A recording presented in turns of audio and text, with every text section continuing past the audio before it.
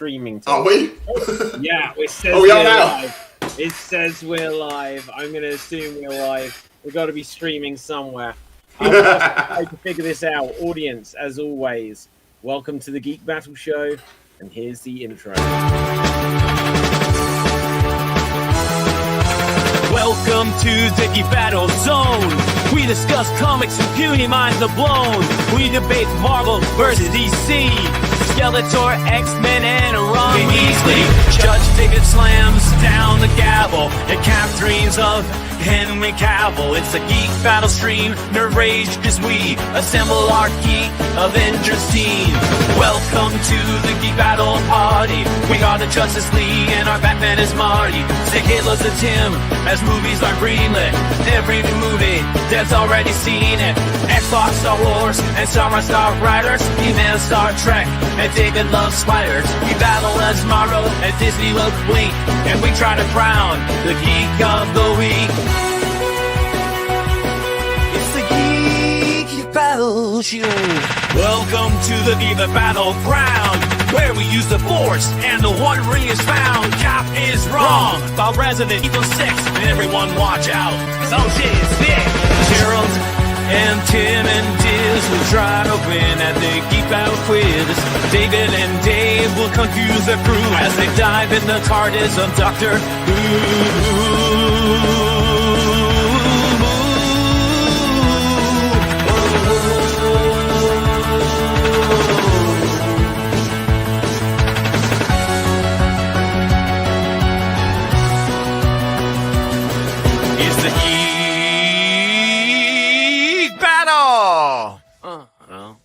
Watch out now, we're full of hot takes. Doug Courtney is garbage, but Red Dwarf is great. You love Sega, I love Nintendo, but in the Geek Battle, we are all friendos. Oh, it's a Geek Battle show. Oh, the Geek Battle show. It's a Teenage Mutant Ninja Geek Battle show.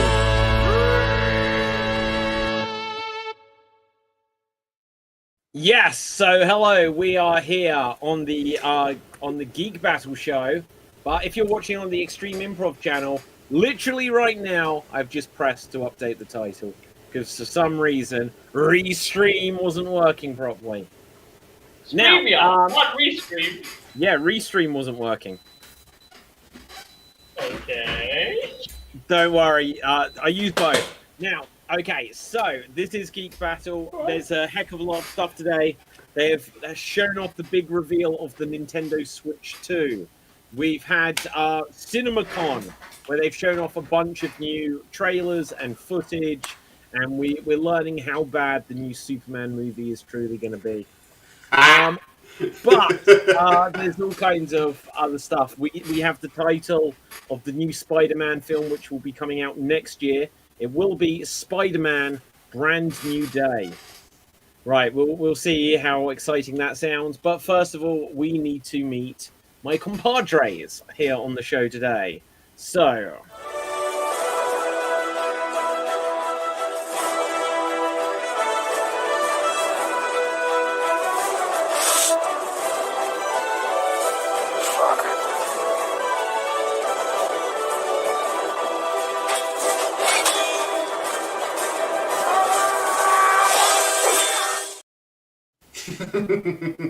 Heyo, from the land of leopards, elephants, and crocodiles, it's me, Capital Dave. And since Dave has started an Injustice chat, I have to address that first before I give my actual feedback.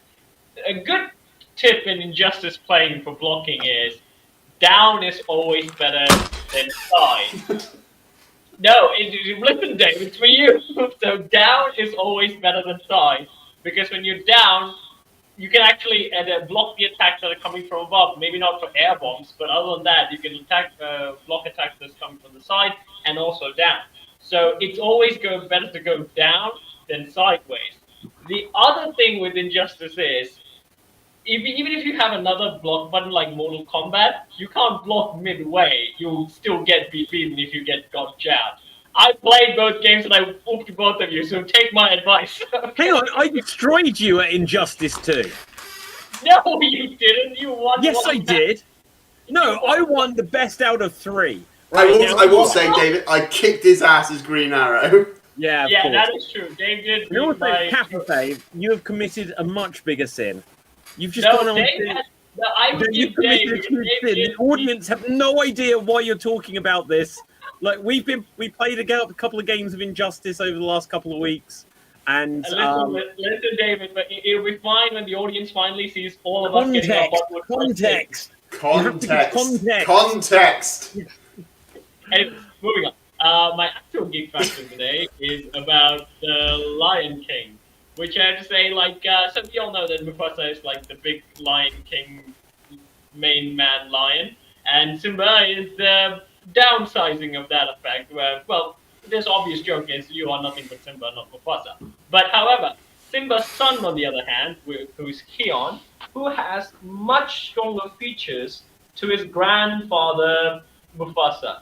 And so there's never actually shown fully grown Keon, but if you look at his jawline, it's pretty much same as Mufasa. While you look at Mufasa and Simba, they're not really. There are some features lacking features.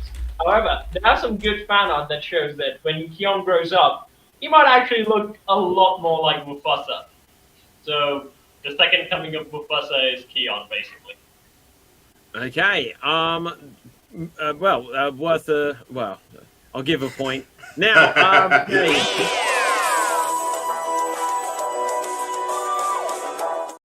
Right, that didn't work. Let's try it again.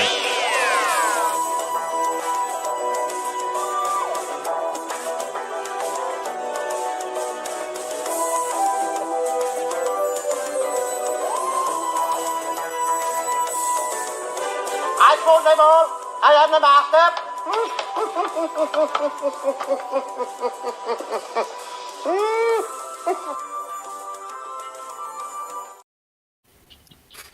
Alright, hello everybody. My name is Dave MC here in Paris, France. Good evening and good morning and good afternoon to wherever you are hailing from. And I have a Star Wars fact actually this time. And by breaking tradition a little bit.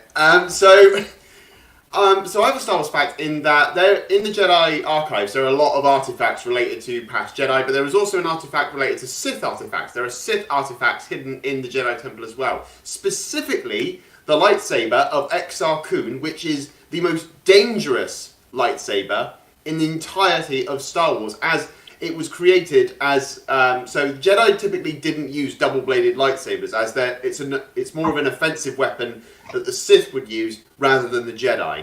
And when Exar Kun created it, the Council were a bit concerned that he was creating basically a weapon. You know, I know the lightsabers are a weapon, but more of an offensive weapon. So when Exar Kun was eventually defeated on Yavin, the Jedi took his lightsaber, and it was said that many Jedi that stood in the presence of this particular lightsaber went insane as the power of the dark side that was channeled into this weapon.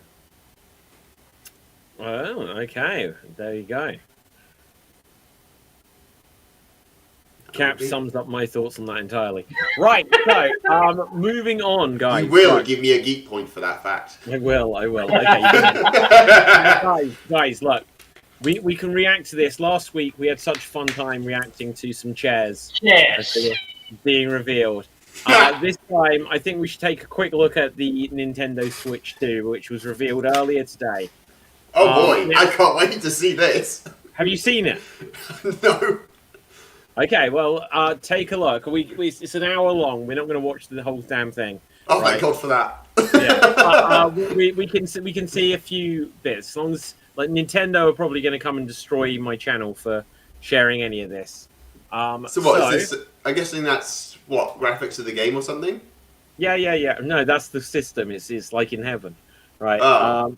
But no. So the big game for it they're showing is a new Mario Kart, Okay. and it's an open world Mario Kart. So basically, you don't have an end of a track ever. When you get to the end of a track, you literally have to drive on to the start of the next track. It's interesting. Oh wow, that's pretty cool.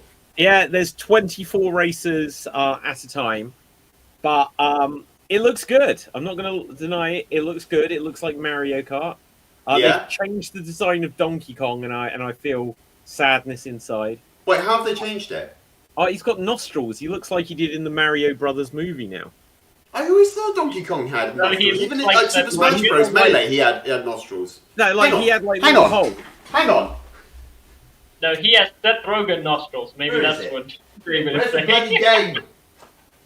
No, look, Donkey Kong. Ah. Of course, he had nostrils. He's an ape, but now he's got like pronounced nostrils. Oh Seth yeah, Rogen. because I see what you mean. Yeah, because I'm looking at this and it's got like little tiny slits where his nose was. Yeah, he had little tiny slits. So what? He's actually got nostrils now. Now he's got like these big Seth nostrils. Rogen. Seth Rogen Yeah. nostrils. Oh good God! What is with these designs of the go-karts? Well, yeah, they've got flying stuff. Look, they had a lot of this kind of stuff in the last couple of Mario Karts with flying and gravity and stuff like that. But it's called Mario Kart World. Wow. Okay. Now, the big thing I can say about this, guys, is apparently in US dollars, because that's what I read it in, it's going to cost $80 for this game, which is insane to me. $80. Yes, 80. So it's going to be it's legitimately going to be about 60 or 70 pounds in the UK. Is it? Is it going to be open world in general? Like, is it going to be like an They're MMO just kind of putting the thing? prices up with everything. So like, here's the new Joy-Cons. There's a lot of stuff. There's stuff to be excited about, but there's a lot of stuff which I can be honest here. I'm not that What is excited. it? Is this Mario Kart petrol station now? No. You see what happens here. This is we're gonna. You have to manually Check- pump the oil No, into check the engine it. and get out and pay at the machine. Guys, check this. In the future, we will not be on StreamYard anymore. Let me find it. We're going to be Okay. Mario. We're going to be streaming via Mario Kart. Oh my Basically, God! You can add yourself in a camera to play the game, and like it will give you virtual backgrounds showing the game and that. You So- assume I have money to buy a Switch? Look, you got to keep up with the times, guys. Because imagine this exact show, but we're just playing Mario Kart at the same time. Mario Party, maybe. Well, mate, whatever the hell it is. Yeah, so this is Mario Party. I'm not going to lie, this was an hour-long presentation. And they showed off that the new controls can be used like a mouse. And they didn't actually... And they've got, like, a camera... and you can, like, share games with people like you could on the old Nintendo DS. Yeah. But they didn't show off actually anything revolutionary about it so far. It's just, look, you can use it like a mouse. This game looks boring as hell. You can use it like a mouse. Look what they have to do to recreate our power. Well, yeah, exactly. I've got a mouse right here. I like I had a that. Now. mouse since 1987. What? So- Oh, Metroid. Nice. Yeah, there's Metroid, but this Metroid, basically, if you see up here, it says Nintendo Switch 2 Edition, and all they could say is, oh, you can use mouse Ooh. controls, and it's going to What have is it? slightly nicer What is, I graphics. forgot. It's Metroid, right? We just saw Metroid. Right? Yeah. Yeah, we just saw a Metroid game. Okay, and I'll reveal to you guys now, if I show you here. I am playing Metroid on my original Nintendo Switch right now, but for a Yeah. very specific reason, which I'll get to. There's a load of games, but all of this, it says this is a new Pokemon game, but they'd already showed it. It says Nintendo Switch 2 Edition. Yeah. Like all of these, loads of games that have already been out, past Zeldas and that, but they're Nintendo Switch 2 editions. I can This one was understand. really weird. This game specifically used the mice. I've never seen a game like it before. It's kind of like Rocket League, but you're in a wheelchair. So you use the two mice like you're wheeling yourself in a wheelchair, and then you're playing basketball. We are playing Okay. wheelchair basketball? Drag and drive. So that Why? name's going to get taken into different Why? directions. It would be so Yeah. much better if it was like a drag race, like a drag race car with a basketball. You just shoot it at the end. That's it. Hey, do you know what, guys? Look, how many times have they ever made games about characters in a wheelchair that isn't like X-Men? With Charles Thanks, Xavier. baby. That was Yeah, I swear, and I'm going to sound childish, but on CBBC, I swear they had a show that was about kids in wheelchairs playing basketball. Quite possibly. Like I in the remember like they in the mid one of like their in the mid presenters. like 2010. Yeah, one of their presenters prominently was. There like, is a people- sport. Like, people do that. Wheelchair basketball. Yeah, is a thing. exactly. How did he get his wheelchair through the net? I don't know. So That like, is not real. this is nice and obviously, you know, It's pretty cool. For people who are like who are wheelchair bound, who like use that. When have they ever had a game about them? Literally, you can see that the only reason this game is made though is they were like, well, what if you use 2 mice at once? What's that like? Oh, it's like using a wheelchair, basically. Aha, we beat you, PC Yeah, but players. We used too but much. on like the Nintendo, didn't they have that sort of like airplane joystick control for like Top Gun on the NES? It's like, oh, now you can feel like you're actually flying the jet in Top Gun. Like, Yeah. I can't fly the jet in Top Gun with the controller. What makes you think I can fly it with this joystick that you've given me? I remember also. I think I accidentally brought up flight simulator. It's not an arcade flight game. It's a flight simulator. I bought it and it's like, okay, what do I do? It's all real controls. Right, then the plane launches and that's pretty much it. Gosh knows. Okay, just to skip through this a little bit. Street Fighter 6 is going to be on the Switch too, which is cool. But I've already got Street Fighter 6, so How's the blocking in that? There. you know. But you don't have a block button, just so you know, Why? because you don't on like fighting games. You just lean away. Yes, it's like real. It's like real boxing, Dave. It's so my brain does not comprehend the idea of not having a button to block things. You Have never you played played a Mortal Street Fighter Kombat, game. Dave? Never. Have you played Mortal Kombat, Dave? Yes. Then you're okay with the button? Okay, that's fun. Yes. Yeah, like Virtua Yeah, Fighter has a block button, but I had a real hard time adjusting to the block button, mainly because like in Injustice you just go down and then it's blocking up. Yeah, but that's in like if you were Mortal Kombat- playing Halo or Call of Duty, and the way you shoot the button is if you press the duck button. yeah. Yeah, but Dave, like if you don't press down and the block button, you'll get low kick. You can't block any low attacks if you don't press 2 buttons. Instead, you press only guys, one this is what button. What we're seeing here is a very, very brief tease for a new James Bond game. Oh. Other than showing the barrel, there is nothing. I assume. It's Oh, not really? Yeah. Other than this, there is nothing at all. Ah. But clearly, look, I expect this probably will be multi-platform. But clearly, the only reason they've shown that with a Nintendo console reveal is just to try to make people remember GoldenEye from the N64. Like, there's going to be like Final Fantasy or something. That. Oh yeah. Oh my God, Cap, you're such.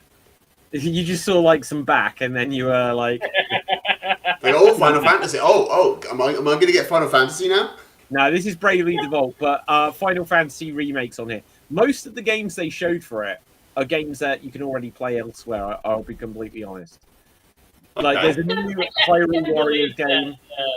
New what? Like Nintendo Hyrule Warriors. Hyrule Warriors. So it's like you'd get Dynasty Warriors. The people that made that make a series. They've made 2 or 3 of them already, called Hyrule Warriors, which plays like a Dynasty Warriors game, but it's set within the world of Zelda. So Okay. it's basically a massive button masher. Oh. But this Guys. one, it doesn't even look like you play as Zelda in it. It looks like you play as Zelda. It doesn't look like you have Link in it. Does Nintendo does cross-platform or is it just always Nintendo? As always, Are Nintendo. the smartest company in that they keep things pure. They don't. You can do cross-platform, but not on like Nintendo games are only on Nintendo. Mm-hmm. Because like, I mean, like there are emulators, I know that, but I think because of that, GameCube! Yes. Okay. So they're making it so you can get. Dave, you have a Switch. No, I got this. Oh my God! Yeah, I've got a GameCube just here. I'm so old, I have my game. I've had this, right, since 2005, and it still works. 2005. I got mine on launch day in 2002. Look, I still have GameCube Resident Evil games to hand. I have GameCube games over there. Aha. So when I put, well, yeah, Smash Bros is to hand, so I had to look at Donkey Kong. Yeah. Okay, but yeah, so Soul Calibur, Luigi's Mansion, whatever else. So they're making it so you can have GameCube games on the Switch too, Oh. which will be cool. Wait. Oh, Soul Calibur. I thought that was something else. No. With Lincoln. Which one was Lincoln? Was he in like 3 Soul or Calibur 4? 2. 2? Yeah. F-Zero. F-Zero. No, I'll see if I can show it here. They show, look, Mario Sunshine, Yeah. Pokemon, Gale of Darkness. Okay. Mario Yay, Luigi Mansion! Chibi Robo. There'll probably be a load. You know, the funny thing is, when it comes to it, there's not actually that big a library of Nintendo GameCube games. So No, because they're mostly like third company stuff, aren't they? Because they had like Resident Evil. Well, Resident Evil wasn't Nintendo, was it? It was Capcom. no, right? Capcom. Yeah. It was famously supposed to be exclusive, and the guy that created Resident Evil 4, if you didn't know this, guys, he said, if this comes out on PlayStation, I will cut my own head off. And then they announced before it came out on the GameCube that it would later come to PlayStation. So he didn't. What was it originally on? Was it on PC or was it Wind on... Waker. Resident Evil 4 was originally on GameCube. Yeah. Yeah, it was such a weird deal. Like, when you look at the history of the Resident Evil games, which I could seriously get into, guys, but it started as a PlayStation game. And suddenly, when the Dreamcast came out, the Sega one, they wanted to put Resident Evil 3 on it. And the game which became Resident Evil Code Veronica was meant to be called Resident Evil 3, but they'd signed an agreement with Sony saying any numbered games had to be on the PlayStation. So Resident Evil 3 Nemesis was meant to be a spin-off, hence why it's still set in the PlayStation during the events of Resident Evil 2, but they had to call it Resident Evil 3, and the game that is actually Resident Evil 3, they renamed Resident Evil Code Veronica. And then when the Dreamcast failed, it's like, oh, we're going to have to put the games on the PlayStation again, because clearly Capcom didn't want to. And then they were like, no, we're just putting Resident Evil Remake, Resident Evil 0, and Resident Evil 4 exclusively on the GameCube. They just, for years, tried to avoid giving the new games to PlayStation for some reason. So what you're saying, David, in a nutshell, is on my channel I've been playing them in the wrong order. Absolutely, yeah.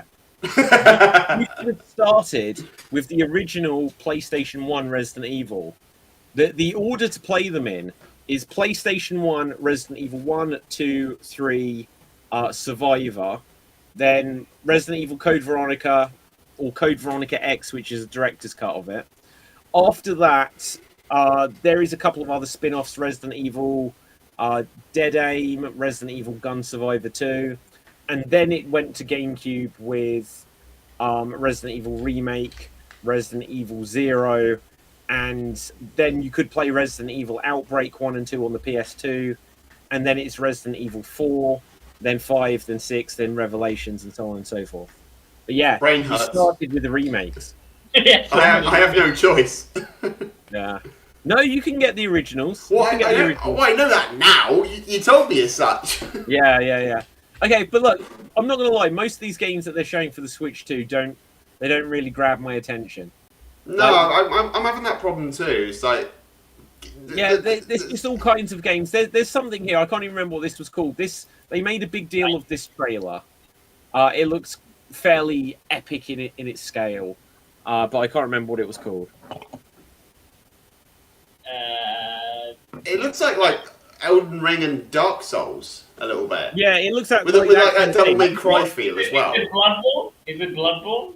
No, I don't think it's anything. I think it's like a new franchise. It's called The Dust Bloods. Bloods.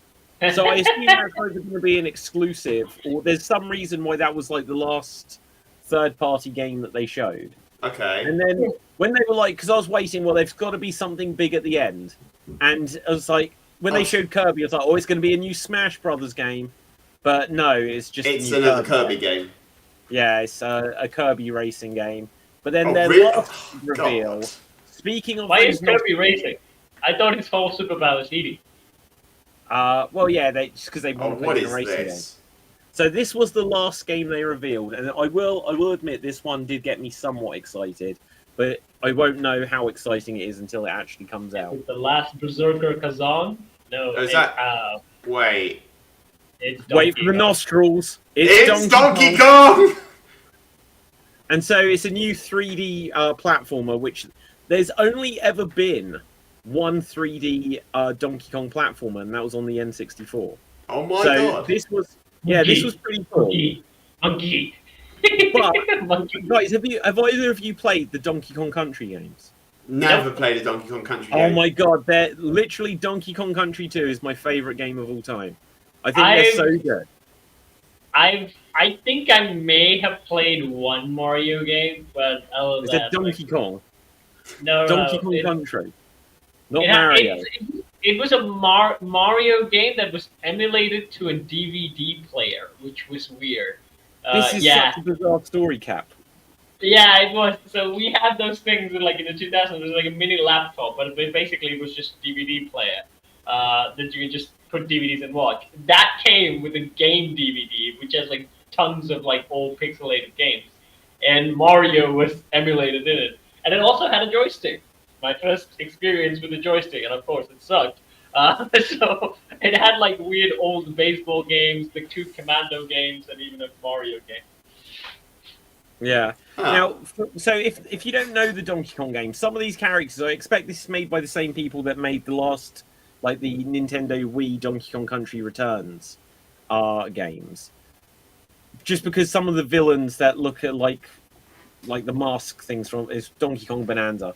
That look like the mask things from You know the weirdest thing what I find like with these cartoonish games? I would say like, okay, it's cartoonish. It looks like the early 2000s games. But the graphics are like, oh, you need 8 gigabits of VRAM to make this work. Why the fuck do I need 8 gigabits? Yeah. No, I agree. But that's the thing with Nintendo. Like all of their consoles since the GameCube have been underpowered. And that's why they make so much money. The GameCube was more powerful than. Yeah, go do. I was going to say, the Sega Dreamcast came out, and the PS2 came out, and it was much more powerful. The GameCube was more powerful than the PS2, but the Xbox was more powerful than the GameCube. And after that, Nintendo said, you know what? The Nintendo 64 was most powerful. The GameCube was more powerful than the PS2, and we keep losing this thing. So when they released the Wii, it was only slightly more powerful than the GameCube, whereas the PS3 and the Xbox 360, every single console Sony and Microsoft sold, they lost money on. Whereas Nintendo made a profit on every single Wii. Whereas the PS3 cost like £600 or £500 when it came out. Ugh. Wii was 179, so everyone and it got like the motion controller. So the combination of price and the gimmick of the controller, everyone bought that. Whereas people were like, I'm going to wait for the PlayStation to go down in price. When the Wii U came out, it was only a year before the PS4 came out, and it was only as powerful as the PS3. And that time it didn't work. The Wii U got destroyed. Oh, it did. But then the Switch came out, and they did the same trick again. It was only as powerful as the Wii U, and now it's like the second most selling highest selling console of all time. So I love also what the Switch did with like even PC games got emulated into Nintendo Switch. Like The Witcher was on Switch. Yeah, and they didn't emulate it, Cap. They got ported. It's different. No, so they got ported. Yeah, they got ported properly, and pretty much that was the lowest setting I used to play it on my computer because my computer was a potato back then. So I was like, why didn't this option was available on the computer already? Because like, I mean, like I understand like with Nintendo it's still a small device, but like with even computer games that like come out with like these cartoonish animations and stuff. They're like, okay, you have physics. I know that's it's 100% needed, and all this additional stuff that you have, like the grass is much more real. The horse's hair is much more real. No, just give me the option to make it look like animation from 2010. I'm fine with that. just give me that option. Let me play the game. Well, yeah, and that's one of the reasons why Nintendo haven't gone for power, because they were like, why are we trying to have the most powerful thing when our main character is Nintendo and Donkey Kong, and they don't need all this power? No. I mean, it is pointless in a way because like a lot of the video games are not real hyper AAA realistic.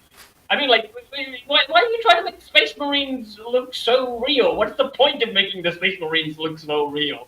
So it gets out. I mean, like, I would say, like, even like the peak of animation, I would even say like the Arkham games. They had like really good animation, and they worked on Potato as well.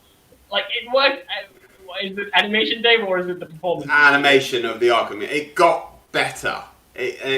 Like the earliest Sorry, probably. I'll go on my point in a second. Yeah, but like I started playing game with like Arkham Origins and also Arkham City, and I thought like that's fine. Like this animation doesn't really like even when you think about Injustice, it's like the best thing that Injustice 2 is better than Injustice 1. It has color. Injustice 1 for some reason is weirdly gray. But other than that, it's just a fucking fighting game. Why do you make the background so realistic so my graphics card need to run extra hard? What really pissed me off is you get like a WWE game and suddenly like the crowd are all animated.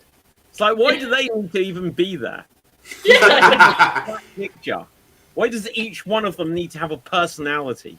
Right. And their shadows. And God forbid their shadows. And their reflection quality. And all these fucking options. I go like, who wants these things in their games? Okay, so guys, a couple more points before we move on from the Switch 2. First of all, what's your impressions? Has it piqued your interest at all? The games, the hardware, any of it? I mean, I've never owned a Switch, so I can't say that I'd go out and get a Switch 2. Yeah. But having said that, looking at it, it looks okay, but I think overall I'm like, okay, apart from graphics wise, it still looks like it's the same machine. And that being said, you know, the PlayStations, they sort of change, and Xbox, you know, still has that brick. It looks good, the graphics look great. Variety of games that they've released, they're mostly re-releases right now, and then they've got like I say, they've got the Kirby, the Mario Kart, maybe the Blood Dawn thing as well. Aside from that, it's like maybe of course it's got to have a Mario game, and it's got to have maybe like another staple game like Donkey Kong. But everything just looks like, here's our new console that you can do all the old stuff with, and play the older games from the Switch on. If you like that sort of thing, great. I mean, because I've been after a game system that I could play, you know, GameCube games on when this thing eventually kicks the bucket. Yeah. Which it hasn't done, which I'm surprised. Oh, Dave, like you've got so many options. Like literally, if you get a Wii, which is dirt cheap, it plays GameCube discs. If you get the right model, you know, you can get one of those for a tenner, I'm sure. But probably. Probably genuinely. I would say as a person who did not own Nintendo or play any Nintendo games, the only games that I like from Nintendo is Legend of Zelda. That's the only thing I want to play. I even emulated one. It did not emulate well. Breath of the Wild. What were you thinking? Yeah. It did not emulate well. That's all I say. You gotta start at the original Legend of Zelda, then do Link to the Past, then Ocarina of Time, and then the pain in the ass of the bane of my existence, Majora's Mask. No, Dave. The thing is, like, for me, when it gets back to the animations where it's all pixels, I go, I don't need to play this. I'll just watch a YouTube video of the story and I'll be fine. I tell you what, though, Nintendo games are like the ones that you don't really need to ever know the story about. Because, like, literally, we may have discussed this before, it rings a bell. But do you know what the order of the Zelda games is that you're meant to play them? Yes. Right, yeah. So you're meant to play Ocarina of Time before A Link to the Past. Yes. Like, it's like, what? It's like that one came out like 5 years before. Yeah, go on. If I may, I jump in on that one. Apparently, you've got to play Minish Cap before you play Ocarina of Time, because that apparently explains the origins of Link's clothes. Well, yeah, but also Zelda 2 on the NES is apparently the last one you're meant to play, because that's the end of this whole story. Yes. It makes no sense. And yet, in all of them, it's kind of like, it's not Doctor Who in that each Link, you know, they don't regenerate, but in every era there is a Hero of Time, and they're not the same person. No. It makes no sense. But that's the thing about Nintendo games. It's like, what order are you meant to play Mario in? And every single one, a big dinosaur lizard kidnaps a princess and jump on things. It doesn't. It literally doesn't matter. I mean, same with like Resident Evil. There's a new virus and an outbreak. Go shoot No, them. with Resident Evil, there is an order to play. There is an order for Resident Evil. Yeah. I'm not skipping 3. That's what I'm saying. Three. I'm not skipping 3. 3 is genuinely so good.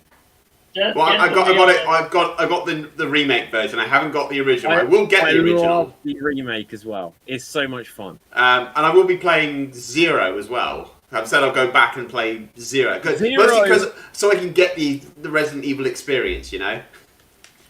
If there is a Resident Evil game you can genuinely skip, that is a numbered title. It is 0. Because I'm not going to give the big spoilers now. When you play it, we can get to it. It, like, in terms of a prequel, they don't... You know how, like, you'll be like, oh, so this is the origin of this. That's the origin of that. Yeah. They're like, nah, we're not going to show any of the things that you think. We're just going to show you some other stuff. And we're going to introduce the character. Isn't that West Coast origin story, right? Like, it's West Coast it's not. It's not. Like, he's barely in it. Barely in it. You never come across him. There's just a few. Can I come back in now? I don't want spoilers. No spoilers. Right. But yeah, there's nothing that ties into what you already know. It's just different than what you expect. So it's kind of like a standalone sort of thing. No, it leads into Resident Evil 1, but you would have never have guessed it from the events of Resident Evil 1.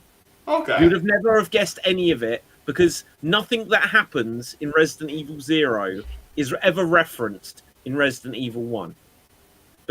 And what you need to do when you do a prequel, like even the shitty Star Wars prequels, it'll be like when you watch Solo, it's like, well, that's how Han got the Millennium Falcon, right? And it shows you, oh, so he did know Lando, and this is what happened here. Or the prequels, you know, it'll have all this foreshadowing of Anakin. Oh, he does have a bit of a dark side.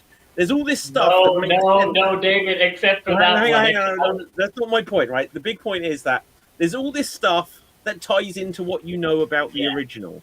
In Resident Evil 0, they're like, we're just going to do some other stuff.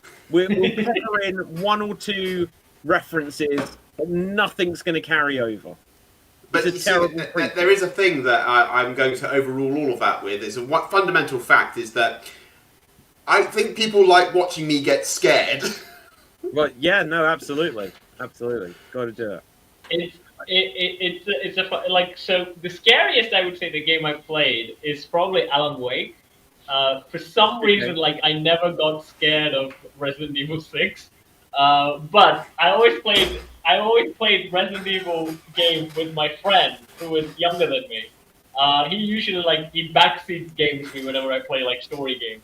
He fucking got scared of Resident Evil all the games, and he would basically on my shoulder, and whenever some scary shit does happen, he suppresses it and I go, don't stop doing that, no, that scares me more than the game itself.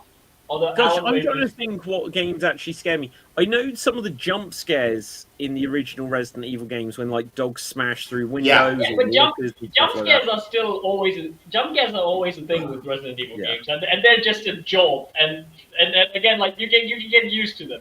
Actually, something in Resident Evil 3 remake, it got me twice.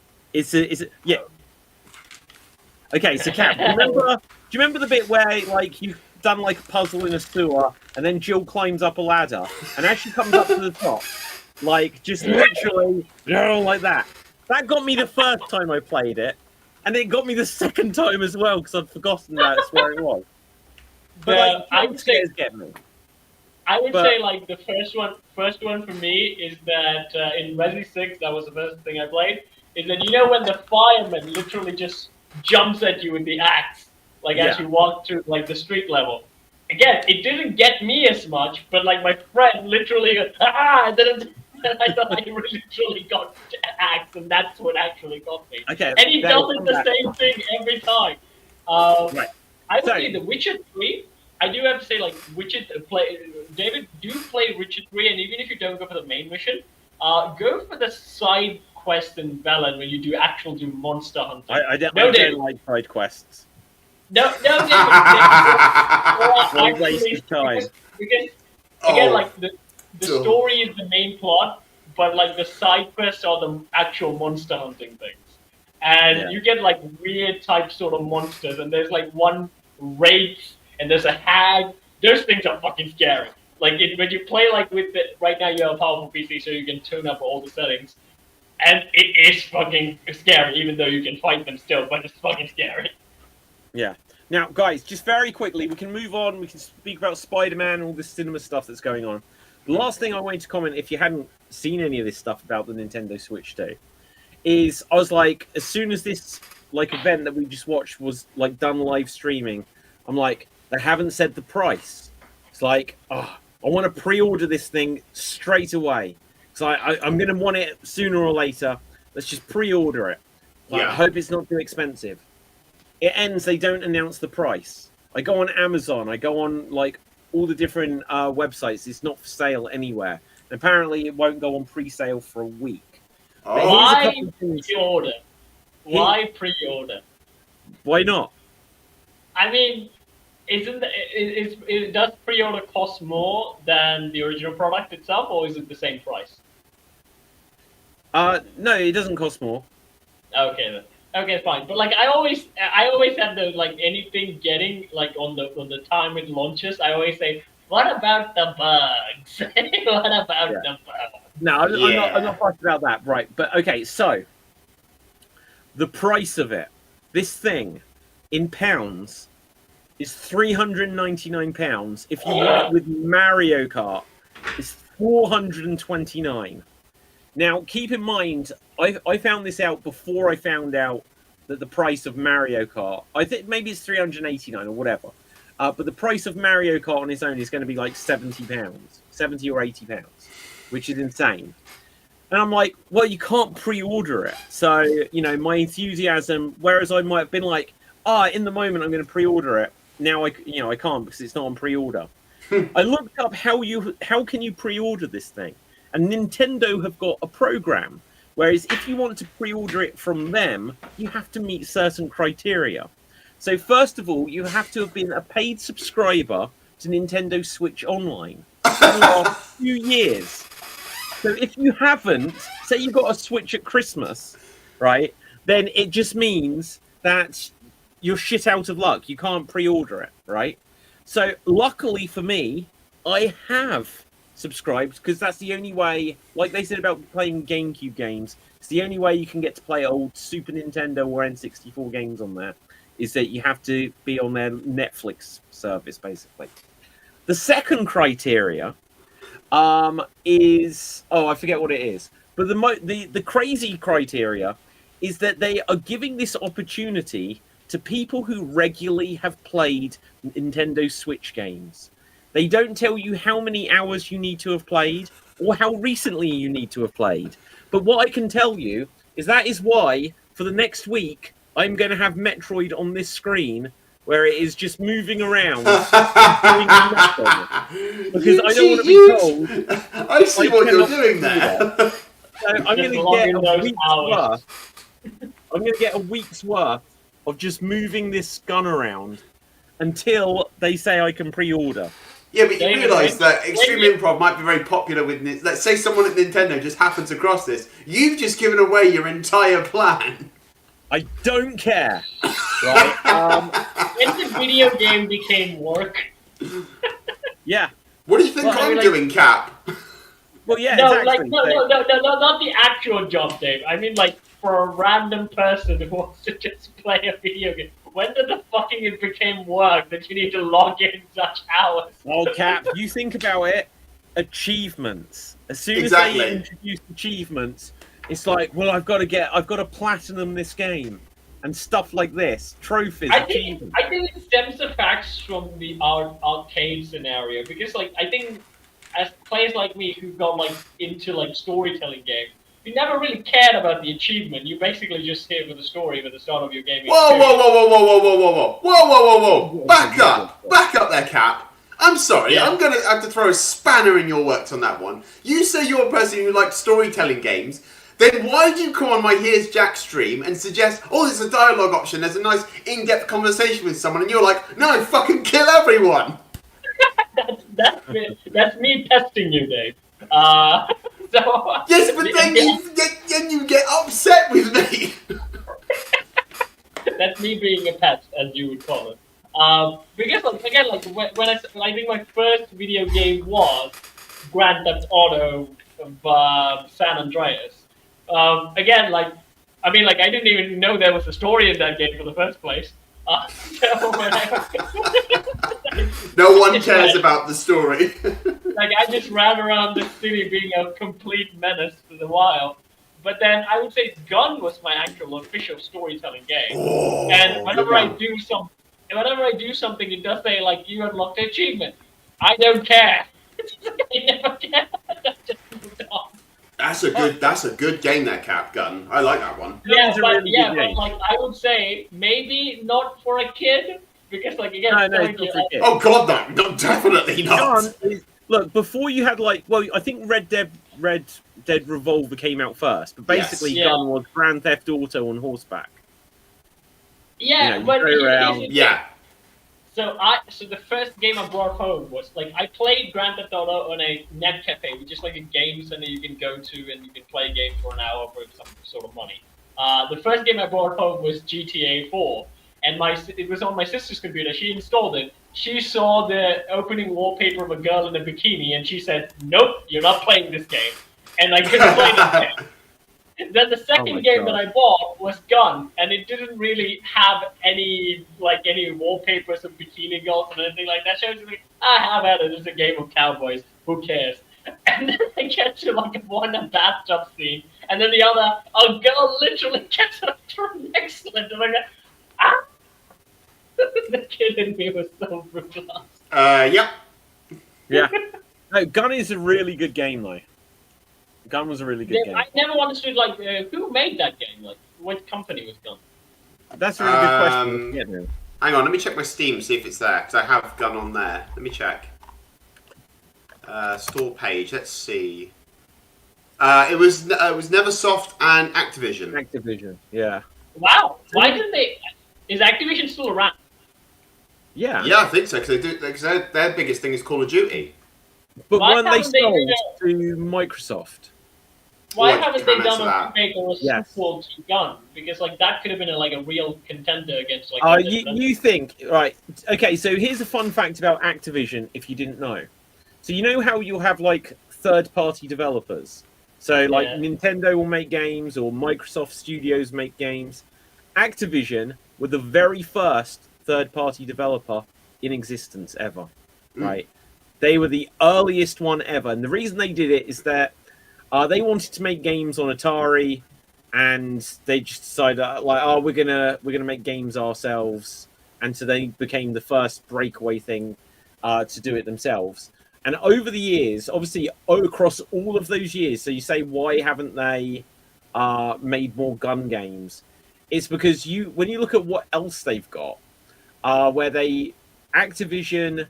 I think they've got, so like you said, Call of Duty. Let's just see where it's got what they make. They've got Call of Duty. What are the other notable games they've got? Okay, so let's have a look here. The only ones I can think of on the top of my head Spyro the Dragon. Spider-Man was one of their games as well. Yeah, but they don't own that. But they do own Crash Bandicoot. Crash. Spider-Man they own. Skylanders they owned or own. I don't know if they own Guitar Hero or Rock Band. Tony Hawk's, right? Oh my God, the Interesting. Tony. So why are they going to think? We need to bring back Gun. You know, they've got huge series. They're basically. With Gun though, Cap, it's like a revenge story, right? It's not like it's just sort of like your typical Western revenge story. So I think it was just one of those things that didn't leave itself open to a sequel. But then again, neither did Red Dead Revolver. But Red Dead Redemption was one of those games that was able to be open-ended, or we can make a prequel, we can show the downfall of, what was his name? Dutch's gang. Yeah, and Oh, hang also on. it's even This more might explain some open stuff. than Red Dead. It's even more open than Red Dead because, like, with Gun, the hero protagonist is still alive. Oh, yeah. Activision does not condone or advocate any of the atrocities that occurred in the American West during the 1800s. Designed to reflect the harshness of life, blah, blah, blah. Historical events conveyed through video games, but through films, television. Yeah, so they were probably like, oh, we don't want to get into loads of controversy stuff. Why? The hero was Native American. Well, regardless. Was he? He was, Yeah, he was he 50-50, he was 50-50, wasn't he? Colton Yeah, he could be 50-50. What? I do remember, Played by like, Thomas he was a Jane. baby that the that was Apache not protagonist. Okay. Yeah. Clayton, I think his name was Clayton. Or Yeah. something. Clayton was one of the gang members. Ah. Yeah. Now, anyway, guys, look, just to bring this on to some other stuff, because this has been good, I love the video game talk. We can definitely continue it. Definitely. There are a few other important matters. Most pressing of which, I saw Snow White, guys. It's been done. And Have is you guys is seen your it? soul still intact? Have either of you actually seen it though? Yeah. No. Dave? Okay. I don't want to go and see it. Don't. It's fun, Right? then. There is It's nothing. All right, hang on. There is nothing more horrifying in this world than Dopey. So Don't show it. I've seen it. Don't show it on Show here. it. Spare the internet of this image. it has to be done. It has never been a more punchable, like punch to destruction face, like Omni-Man What punching levels. the What hell? the fuck is that thing? That is Dopey. What in the hell is this? Look, That is Adventures of Tintin mixed with the Twilight Zone. you can't see it, but I've just shown that. You just showed it now. I showed it to the missus over there. Literally, jaw dropped. Like, what the fuck is that? Terrifying. It is But terrifying. you know, David, I think because this is like it has gone through like 3 reshoots. Whoa! I think he's probably meant to be like Snow White's love interest. I think at some point. Okay, well, I can pass a couple of comments on that. So, to some degree, because like if you watch the original, which I did immediately after I I actually- Thank God for that. Oh, thank God for that. now, but look, in the original, there's the bit where they're all going off, the dwarves, Mhm. and Snow White's like, "Oh, a kiss on the cheek, or a kiss on the head, a kiss Yeah, on the head." And Dopey. Dopey constantly wants a kiss, right? Yeah, and she's like, "Oh, you," and he runs back around to get another kiss. No, or something. she does a very cute thing where she like he grabs her ears and then moves her head and then kisses her on the Yeah. forehead. Now, look, there are so many problems in this movie. Now, if I was to be, it wasn't the worst film I've ever seen. It really wasn't. I Lots would of say it- this is probably like one of the entertainment bad remakes. Like I said, did you see the Gal Gadot perform like her song number? I was Yeah. literally losing my mind watching that. It was so fun. Do you know what? Like, I didn't expect a lot from the Evil Queen song. Now, things that I can say that are positives for it. Okay. Like, when I watched the original, the prince turns up, he sings a song at the beginning. Snow White's like, "Oh, I'm in love with him." He turns up and kisses her at the end. He doesn't have a character. This took that concept. They made him so he's not a prince, but he did have a character. That I can say. David, What- I'm going to use this on a sketch, but I'm going to say it here first, anyways. They basically turned the prince into Flynn Rider from Tangled. Yeah, I He's don't Flynn dispute that. Rider. It's Yeah. completely Flynn Rider in a Now- Snow White song.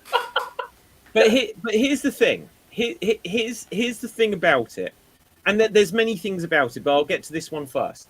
So the prince, Jonathan, I think the character's name was, is a Yeah, bandit. not even Florin. Not even Florin. His original Right. name was Prince Florin. Right, but anyway, right. So he's a bandit. When Snow White ends up in the haunted woods or wherever, it's not haunted. In the original, you can clearly see that it's in her imagination. In this Yeah. one, it's like it's instantly trying to kill her. And I was like, what's going on? Why was the woods like this? Then when I watched the original, and you see that it's branches, and when she bumps into it, she looks around and imagines it as fingertips and stuff like that.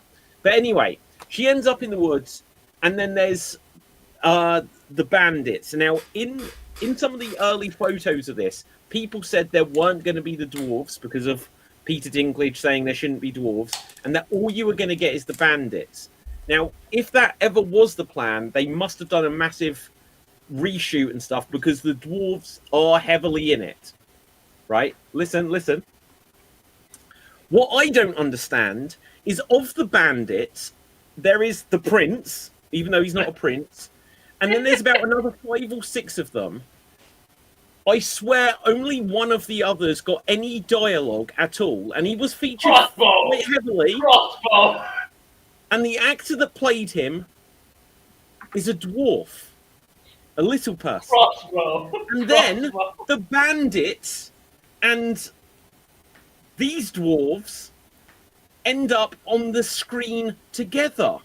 And it's like, so if you have this performer who is clearly in real life a dwarf stood opposite these, what the hell are these creatures? What are they? I can only assume this was the BFG in his early days on LSD. That's literally what only comes to mind. He looks like, you remember when they remade the BFG, right? Dopey literally looks like that, except I swear he's on LSD. I would say, because David, in the movie they never said they were dwarves. They were these weird immortal creatures. Oh really? They had glowing hands of power or something like that. Yeah, in one scene. Yeah, I don't know. I don't actually think they're very vague about this because, again, it has gone through 3 reshoots, by the way, and you can easily tell this is 3 different movies smashed into one. Well, okay. So hang on. So coming back to the performer, whatever his name was, he wants his crossbow. Who's an actual dwarf. Crossbow. We'll just call him Crossbow. That's his entire personality. Crossbow. Well, no. At a certain point, someone comes over to him, and he's like, someone says to him or to Snow White, it's like, oh, Snow White, you like the prince. And someone else says to Crossbow, well, there's this woman who's in your bandit group, and you fancy her. And she has no dialogue in the entire thing. Yeah. And it shows that they get together. And here's the other thing about it. Towards the end, now, if you watch the original, there's the evil queen. She makes herself look old and that, and then she's gonna drop this boulder, and then it collapses and she falls to her death. That doesn't happen in the new version. She makes it back to her castle. The prince comes along, and after all of this, with Rachel Zegler saying, "Oh yeah, there's not going to be a prince that saves." Yes, he does. She's dead. She eats an apple for no reason. She's like, I've got to go. And the woman's like, take the apple. Why did she stop eating it then and there? No reason. She was in a rush. So then the prince does come and save her. And then she's like, right, we need to take action to get my throne back. And then Snow White walks into the town on her own. And then she sees some girl who starts singing. And when this girl starts singing, I'm like, who's she? Why is she starting this song? She's a no one, but they literally put her in the background so she's out of focus when she starts singing. Then you see all of the townspeople, and the evil queen comes to confront them. But before this, the bandits and the dwarves, they're like, don't worry, we've got this. And you see some bit where the dwarves, you just see their shadows, like in the original, as they're marching along. They're sneaking into the castle. Then the queen comes out to confront Snow White, and she gets this big sword, like this dagger, and she hands it to Snow White, and she's like, well, go on then, take your shot, kill me. Almost the exact words. That's the absolute sentiment.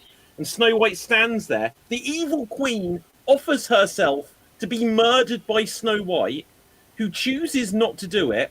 The queen takes it back, and is like, I didn't think so. And then suddenly Crossbow is somehow in the castle already, and he just fires his slingshot, and it knocks the sword out of her hand. Then the evil queen runs into the castle, and she's like, magic mirror, you bastard. And she throws something and smashes the mirror. And for some reason, when the mirror smashes, Black she turns hole. black rock and just then disintegrates. And the mirror smashes towards Snow White, and it's going to be like in these old 3D movies where it's flying at the screen, and then it all just gets sucked into the mirror for no reason, no explanation whatsoever. And she comes back out, and the prince and all of the dwarves and the bandits are stood in the grounds of the castle, like, yeah. And I'm like, you did absolutely nothing to solve this plot. They literally didn't support her. If she had walked in leading them and they'd come with her, but instead they snuck in the back. And when the queen says to her guards, kill her, and she's like, but your name was Peter, and you're a baker. And yes, and then there's Thomas, you were a baker. Literally, these guys seem like the heroes, because they're like, we don't support you anymore, Queen. Then she does the whole stabby thing. Yeah. My question is, Doc and Grumpy are just stood there with a prince, not getting involved. My question is, David, like when you said, like, I was a baker, I was a farmer, then what the fuck are you doing right now? Like why did this come about? And you're like, again, like, in the old movie, it says, like, the queen has so much power, she rules through fear and all that stuff, and no one can actually stand up against her. In this one, she literally goes, oh, you can stab me, I have no problems with that. So, why was this kingdom in peril in the first place? Something I will give the new one over the old one. I think the old one was the original animated feature film. Yeah. The queen, in the original one, when I watched it afterwards, the huntsman is our only member of staff. Literally, you don't see anyone else in this kingdom at all. I mean, that's because, again, it was the first fucking Disney film. So this one does give her people. However, when you actually see the set that they filmed this on, when you see the town, you see Snow White walk into the town, she doesn't take more than a 2-minute walk to get to the drawbridge. And it is the shortest drawbridge in the world, where it suddenly goes from the peasants' town to suddenly into this shitty little castle. They didn't even have a big budget for the castle to make it look grand. And yet, literally, this is like the Disney logo. It's meant to be a big castle. The whole thing. It wasn't the worst film I've seen. I had fun. But it was bad. Everything that they changed from the original was bad. Two words, David. 2 words. 3 reshoots. Okay? 3 reshoots. So the first issue was the dwarves. When they ran into the issue, dwarves, and they said, oh shit, I think we fooled ourselves. Let's somehow get the animated dwarves things involved in this thing somehow. And the second thing, Rachel Zegler went around saying the prince is not going to be a big part in this movie. He can be cut the whole way. And then people were upset by that. Oh shit, we need to shoehorn the prince in. We need to put True Love's Kiss back in. Okay, they put that back in. And then they decided, we haven't actually figured out how we're going to end this movie. We can't let Snow White be saved by the dwarves. We can't let Snow White be, well, we kind of did by the prince, but he can't really fight the queen. That can't happen. Shall we let the Snow White fight the queen? No, she's not that kind of a character, so what are we doing? Oh, she'll just break the mirror and black hole herself for some reason. She gets sucked into a black hole. I can't put it another way. Now, but here's the thing. So let me just say this before I forget it. This started with Dopey. Let's bring it back to Dopey here. Now, when Snow White is asleep in the bed and they're like, oh, you go ahead, Dopey. He goes in and confronts Snow White, just like in the original, or not just like, but similar to the original. And then in the original, whereas Dopey's like, he bumps into things and instantly he's like, oh, I'm a happy-go-lucky fella. In this one, he looks like a cross between like a 4-year-old and a 90-year-old with the weight of the world on his shoulders. And Snow White says to him, they're like, you want to ignore him. He doesn't talk. And Snow White's like, is it that you can't talk? Or is it that you're afraid to? And he's... And they never explain why. Why they say something like they're 275 years old, and he looks so miserable. But then when he starts speaking, he's just really annoying. I didn't like Sophie throughout this entire thing. They make it the character that can't speak, who is the equivalent of the cartoon sidekick that has like this funny little, like the elephant that follows behind the pack, or like the little whatever in any of the other Disney films. He just sort of like follows behind, or I'm just following along, happy as Larry. This one, he's like the most troubled, he's got the weight of the world on his shoulders character. And it was abysmal. That's why I assume. Dopey. No, that's why I assume maybe the original plan was there was a relationship between Dopey and Snow White. That's why I assume. I have no idea like how the plot actually would have gone, but that's what I assume. But again, like the way that I describe Dopey is he's the Adventures of Tintin mixed with the Polar Express kids. He's in that weird territory. Yeah, it's a weird animation character thing. But here's the thing: Disney remakes either do two things. They either change from the original, or they actually just follow the original word for word. Not well, because The Lion King was basically the same movie, except it was not gorgeous to look at, and every animal was non-expressive. But when you look at the Jungle Book, they actually changed a lot of things in the Jungle Book that was not part of the first movie. I would still think I had a lot of fun watching the remake Jungle Book version, even though the lesson is kind of lost because at the end of the movie, he doesn't grow up and go to the man village. The whole point of the story is you're becoming a man and you wander into the man village. That's kind of the poetic story of that line. But in this one, I was like, yeah, this is still a fun. I got like to see Shere Khan as an actual badass fighting animals, and shows like why the animals don't even mess with him and stuff like that.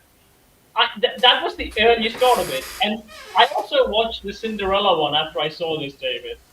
And Cinderella one was kind of boring, the remake one, but it basically did improve upon what was happening in the first original Cinderella. I don't know what you can do. Again, Snow White is a movie that you have a lot of room to improve upon, because the first movie was actually just a fairy tale. Things were not taken much literally and without a lot of context, because you can do that because it was meant to be a fairy tale. It's true for word. So when you're doing a remake, you can improve on it, but I think this has always been this movie, is that it's a complete mess. It doesn't want to be a fairy tale. It wants to be complicated, but not very well written for some reason. Yeah. I mean, there is no true message for this film. Like, even the bad remakes, I can go and say, okay, this is the message of the story. But in this one, I have no fucking clue what the message of the story is. So, it's no, I mean either. Yeah, it was fine. But everything they added to it that wasn't in the original, fine that they gave the prince a bit of a character, but after that, everything they added didn't make sense. Everything they added took away or made characters worse than what they were. Like, especially like, my God, at the end, when like magic mirror on the wall, who is the fairest of them all? Well, you are the fairest queen, he says at the beginning. Then he's like, there is one fairer than you, and it's Snow White, right? At the end, it was like, no, but she is fairer. She is more kind. They took the word fairer not to mean like pale skin, not to even mean beautiful, but to mean that she is more honest and kindly to others. In which case, when was the queen ever justifiably the fairest of them all? Yeah, the queen was like, wait. So you're saying she's not fairer than me by looks, but by personality. I never cared about that. I'm the evil fucking queen. Exactly. But also, why was the mirror telling the queen that she was ever winning that? How could she ever win on that front? Because Yeah, she's again, the evil queen. Evil queen. And Again, also, like, like you see that they put her backstory in, and she's like an 8-year-old girl, and she's there with her mom and her dad, and then they're like, but one day the mother died, and then a queen turned up, and literally the girl is the same age, and you see the dad, you only see above here, but you can tell he gets a boner, like literally, it's like his wife hasn't been dead for more than 3 minutes. The girl hasn't aged at all. Anyway, I think Dave feels a bit left out here. I feel bad about it. No, don't worry about me. You guys are having a blast talking about this. I'm just, I'm indifferent to all this. I do have to say, like, if you made, like maybe the mirror should just say to the queen, you know, you're the evil queen. You should try being a better person, and then you can be fairest of them all. And the queen would say, I shall never be a better person. I'll just get rid of the fairest now, and I'll be... And then you can say, oh shit, she just can't be, like, reasoned with. And the mirror would be like, okay, do whatever the fuck you want. I mean, like, we never got, like, in the older film, right? It was literally written. The stepmother was full of vain. Like, she's a very prideful, vain character. Yeah. And that's why she hated the fact, not that vain, I'm in vain, not that. She's, again, like, it's vanity, that's the word, vanity. Yeah. That's a big sin. So that's her whole personality flaw. That's what made her to kill her own stepdaughter.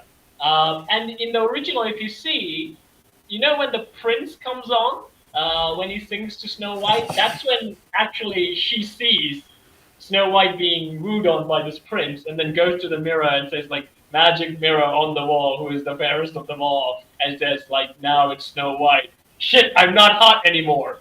That's her whole problem. That's her whole problem.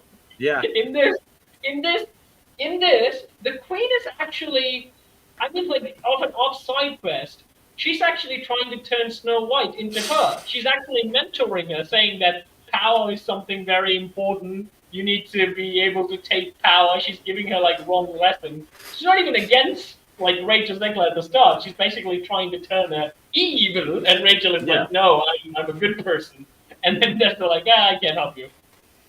But also, like, why did she say to the huntsman, right, lure her out into the woods and kill her? Why wasn't she just like, look, I'm the queen. No one can see her in her room. Just bludgeon her with your axe. Right. Or when the mirror says she is fairer than you, right? Then it's just like, huntsman, come here a moment, right? Just take this knife and just like give her a Chelsea grin, right? And then fine, then she can stay put. Stitch her up, you know, explain to her that you're not allowed to be fairer than I. So we're just gonna pop out one of your eyeballs, and it'll be fine. Or just go. She's not ever washing her face. Washing her face is not allowed anymore. Eventually, yeah. I will become better than them all. Exactly. Say, look. You know, say to her, look, we're going to need future heirs, and since your dad is dead, right? Just go hook up with all the syphilis peasants, get some of that syphilis pus on your face, and then I'm fairer, and we have a next generation at the same time. In the original though, one of the reasons why, because like in this one they have a weird way of saying like they forgot the princess was ever a thing for some reason, because like she kept her as a servant girl, cut her hair. That's the big thing. That's why they. Why didn't her hair ever grow back? Right. Yeah, that's my question as well. Like it's just, and it's there. And then, like, 10 years later, it's still at that same length. That's why I said, David, that Lord Farquaad haircut was a choice. It was not a victim. It was a choice, okay? Yeah. And the thing is, like, they never actually said, like, so the story goes, like, people forgot there was even a princess called Snow White after the evil Queen theory began. And then when she walked up to all the peasants, and they're like, oh, we know who you are, even though she looks like Little Red Riding Hood with a red hood and everything. Yeah. Everyone's like, yo, we know you're Snow White. It's like, how do you know? How do you know? You didn't even check in the castle for years. And also they were like, and she was born on the day it was snowing, so they named her Yeah, Snow that's White. why she's Snow White. Like, that's not why she's named Snow White. Like, everything that they changed, it was just for weird reasons, and it didn't sit right. And it's like, that wasn't a good justification. And then literally at the end, everyone was wearing white, dancing and celebrating. Yeah. It wasn't a bad film. Here's the thing. I wasn't bored. Some of like the songs, like the way they changed, like "Whistle While You Work" and "Hi Ho," pretty fun. I enjoyed it. Okay, David. You know that when we both Dave and I said like Rachel Zegler can sing. After I saw the remake, I also saw the original. I had to take that back because here's the thing: Snow White in the original is like her voice is so different from like Rachel Zegler one. The reason why I'm saying is her character is meant to be innocent, like, and the other word would be a songbird-like voice. She had that that type of voice. Okay, Yeah, that wasn't bad. That was strangely you were a lot closer than Ziggler was. Thank you. Okay, that was her. Like she was such a nice and cute person. That was her personality. Yeah. Rachel Zegler, again, a brilliant singer. I have nothing against her singing. It does not fit. It's not the same. Like, again, this was meant to be some sort. Again, this is more of a finding your own voice power story. Maybe like kind of popish and rockish, which doesn't suit the classical, like the most songbird. If you watch the original Snow White recently, who actually sings like they did in the old films anymore? That is true, because I did the same thing with when Beauty and the Beast came out. Is like Emma. I'm not really sure this is Emma Watson's fault, but I know that whole song is like, you know, that there must be more than this in provincial life, and then it's auto-tuned to death. I can hear the ringing of the auto-tune. Like, Disney, what happened? Isn't there like, I mean, like musical theater actors still exist, you know? You can hire them. No, but okay, so the thing was, I thought it was genuinely, other than Dopey, I could accept anything that they did was fine, right? Dopey was like MODOK level bad. Like, and they killed his character. I hated what they did to Dopey. Justice. But David, I would say this. I don't like the changes they did. I don't think it's even an okay movie. I think it's a bad movie. But it's one of the entertaining bad movies that I've seen in a long while. So that's the only credit I'll give this movie. I was laughing my ass off when I'm watching this. So I would grant you that. Like, Gal Gadot performance is like, she's like her song numbers, she's basically channeling Tommy Wiseau, even though she can't fully do it, but she's channeling Oh Hi Mark when she's doing her whole performance. Yeah. I had a blast by enjoying how bad this film was. And for that, Disney, I give you credit. Okay. Do you know what? Tim is in the comments rather than on. Tim, why weren't you on the show? But he says, I am impressed by the level of analysis of Snow White. Literally, Dave here. We've been on this. Today, we've discussed the Nintendo Switch 2 and Snow White. There is a new Spider-Man title out there. We haven't even mentioned it. I haven't said a word for the last, 20 minutes? Yeah. Okay, let's reaction because we don't have... we're meant to have... Actually, we do. We have a few more minutes because Extreme Improv isn't yet. If you guys got time to dip into this, Spider-Man 4 is called Spider-Man Brand New Day. Okay. So literally, it's got rid of the word home. Homecoming, Far From Home, No Way Home. So you're saying that the sequel is going to be Spider-Man the next Tuesday. Well, do we think it's going with day? It could be the word brand. So it could be like Spider-Man 5, brand of like oil. Brand of shampoo. Yeah, exactly. brand of Parker, sneakers. sponsored by Head and Shoulders. Or it could be new. It could be Spider-Man newsworthy. There we go. Brand new spandex. Yes. Now, Yeah, but like, the rumors are that obviously we were saying that it's going to have Sadie Sink from Stranger Things in it. Mm-hmm. They're saying that there's going to be a male antagonist character as well, like Okay. a villain. I think I read somewhere that it might be Raven? No, I read that it might be Chameleon or something. Oh. Yeah. Now, then I've got a headline here which says that Venom and Spider-Man crossover came close. Let's just bring this up because I found this immediately. Oh. So, the only blah, blah, blah, blah, blah, Venom, blah, blah, blah. It says here, I don't know how to answer this question. We got close. We got as close as I could possibly imagine getting, apart from doing a film together, which I would have loved to have done. Why didn't they do it? They literally had Venom turn up at the end of No Way Home. It's like Venom is kind of a staple of Spider-Man's world. You know, you have the relationship between Spider-Man and the Green Goblin, Spider-Man and Venom. Those two relationships are what make Spider-Man in a way. Because Spider-Man doesn't trust Venom because of because Venom was doing things without Spider-Man's knowledge. And Green Goblin, there's a multitude of reasons why Spidey has a hateful relationship with the Goblin. And it's not just related to the death of Gwen Stacy. We haven't even had a MCU Green Goblin, have we? Not really, no. Well, we have. Only William Dafoe. It's William Dafoe, yeah. No, but he wasn't. He came from a different dimension. But not a fixed Green Goblin. Yeah, so he literally says, "I went to where I used to work, and my home isn't there anymore." We don't even have a Harry Osborn in the MCU. That's what Ned. Imagine if Ned becomes the Green Goblin. No. Or the Hobgoblin.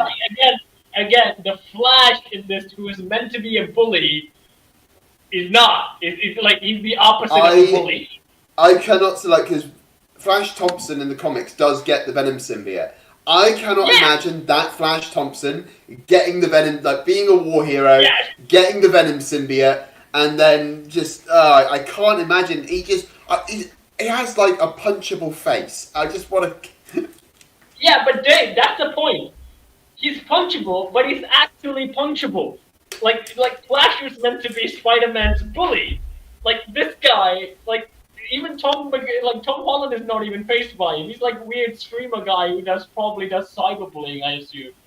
But how is this guy a threat to Tom Holland? Spider-Man? I mean, maybe they're going to lead up to Spider-Man getting Venom in some capacity. Like having Brand New Day would be a perfect opportunity to have the Venom symbiote appear.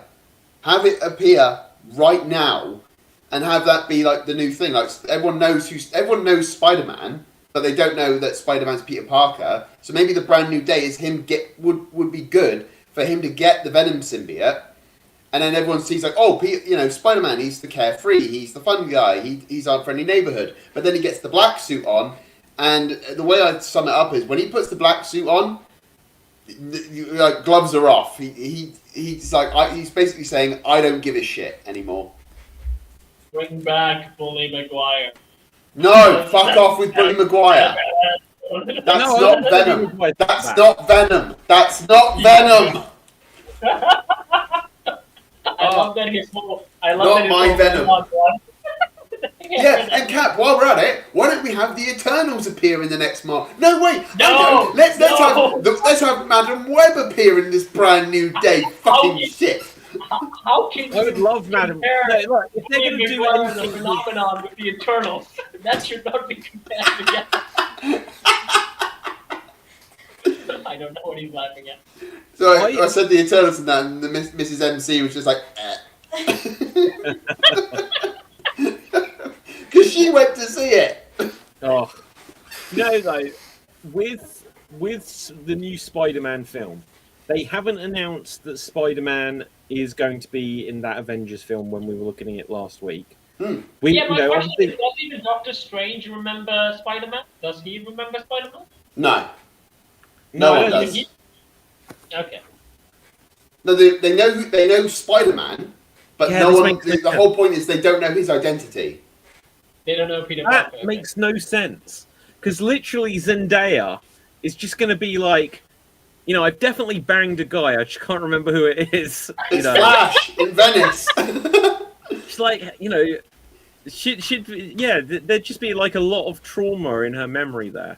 She'd just be like going through photographs. She should be Yeah, like, how who did is how this did they erase the Look Look video? at this photograph of me and Spider-Man. Yeah, it's just there's nothing about that makes sense. And the problem with everything in the MCU since Endgame is that nothing gets addressed. No. Nothing from like film to film. Has anything from any of the films after Endgame where they've had like a new film out, Spider-Man, Shang-Chi, whatever else they've had, the new Captain America, has anything that's happened in them? I guess in the Eternals they did show the hand coming out of the planet. Have they actually ever had something happen in one of the films since Endgame that then gets addressed in another film? No. The only thing Other than that, the only thing they kind of reference, they just say, "Oh, it's the blip." When you remember when they called it, well, "Oh, the blip of that was 5 from years." Endgame, though. No, but it That was was from after that. Endgame. It was in the Falcon and No, the Winter Soldier. blip Falcon and happened Winter in- Soldier. They address it. Yeah, no. But my point is that happened at the end of Infinity War. Yeah. So they've referenced things that happened before Endgame. Right. But when say Spider-Man, like no one remembers Spider-Man. Well, people remember Spider-Man. They don't remember Peter Parker. Has never been addressed by any other characters in any other film since. Anything that happened in the Eternals, other than that hand coming out with that Captain America film, has not been addressed in any film since. Nothing that happened in Shang-Chi, as best I remember, has ever been referenced in any film since. no. The problem Nothing that is, happened in David, Doctor Strange. the problem is they can't address these things without breaking their already broken world. The things that they established, even the power dynamics, it seems like I don't even know why they chose to keep the Eternals' hand still, because again, it just means there's a tiny Eternal baby under the earth forever, and Yeah. Eternals are still a thing. Again, a lot of the problems is they establish things that is going to wreck the power scale of the world. Again, your villain is still Doctor Doom. He's not like, again, you're building up Kang as this like multiversal threat. I'm not saying Doctor Doom isn't a threat. I'm saying like the scale that you were going for is something different. Even though that was kind of a dumb because like we only saw Kang get beaten over and over again. But you were saying like it's a multiversal threat. No, it's going to be Doctor Doom. Okay, he's a good physical, powerful threat, but I'm pretty sure even like the existing Avengers, Thor can just split him in half if he wants to. He can? Well, yeah. He can't. Why, David? Why? How do you know you killed the real Doctor Doom? Sorry? Well, let's say that he did. Like, why would he know that he's got like a projection or a clone or He's whatever? always got a contingency for his contingencies. He's like Batman in okay. that regard, but he's not. Okay. Right. So Doom, the way I see Doom, he's 3 moves ahead of everybody else. yeah, but Dave, the question is, but if Thor does strike the real Doom, he can split him in half, right? Depends. If Doctor Doom is standing dead still Yeah. and does nothing, yeah. yes. But in a one-on-one clash, Doom would beat him. If we're talking comic book Doom, then no chance Thor is going to touch him. Thor won't touch him. Something I don't like in comic book stuff is where there's a vague description of someone's ability that just means that you can't really have a debate over who would win. Just let me say, so with Batman, I remember we had like a debate like a year ago when Marty was on the show saying, oh, but he's the greatest detective. It's like, we can't just say he's the greatest detective, so meaning that whatever else someone does, but he's greatest means that he's bigger. or he's better. Or you say, well, the Hulk always gets angrier, meaning that Superman can't do anything. It's like you have to go by the real world examples of what they actually do. And saying Doctor Doom, well, he's always 3 steps ahead. It's like, but what if someone gets all of those steps? But he's 3 steps ahead still. It's like, but how do we know he is? My question is, because shut up. My question is, okay, you're saying comic accurate Thor can't beat comic accurate Doom. No. But the guys who does stretchy arms and a stone dude and just a flame boy can beat him over and over again. I never said they were foolproof. But not the God of Thunder. In honesty, Cap, that it's like if Doctor Doom, right, was my using power his is Doom bots, unbeatable ever. yeah, but yes, I have an unkillable power, and I'm immortal, and I can. So if Doctor Doom was like invading New York City with Doom bots, yeah, maybe the Fantastic Four could beat him. But like currently at the moment in the comics, Doctor Doom is Sorcerer Supreme. He's taken over from Doctor Strange. Okay, that's addition. Okay, that's addition. But that being said, Cat, Doom is second candidate anyway to be Sorcerer Supreme, as he's both science and magic, right? Okay. So theoretically, Doom could beat Thor. But the thing with Doom, and this is a common thing with Doom, I'm gonna bash the guy after I've praised him. But the thing with Doom is he gets these godlike powers and then loses them afterwards. He gets to the point where he's got that power. Like he had multiversal power at some point, and then he lost it all in the next issue. So you're basically saying he just does what Batman does. Like, no, Batman runs away like a bitch after the first fight and then comes back. Yeah. I mean, that's what you're just saying. Like Doom, like face to face with Thor, he doesn't have his equipment. He just has his armor and powers, and he's standing next to Thor, just like physical mano a mano. Remember, this is the guy who took a full blast from a neutron star and moved a Dyson sphere and like break all of Thanos' ships by just flying into them. He's gonna go, shit, you're Doom. You're always 3 steps ahead. I am Titan. Love and I Thunder. love that with the neutron star stuff, where Peter Dinklage is like, "It'll kill you," and he's like, "Only if I die," and he's like, "Yes, that's what killing you is." That's a great line. That is the level of explanation. That is like wibbly wobbly timey wimey level of. Yeah. It'll kill you only if I die, and there's like, yes. Yes. You don't need to That's explain what I mean, mate. That's a good enough explanation. But you know the weird things with like like MCU Thor in the difference, like they took from the real mythology Thor, right? Here's the thing: out of all mythologies, Norse mythology is the one where gods actually die.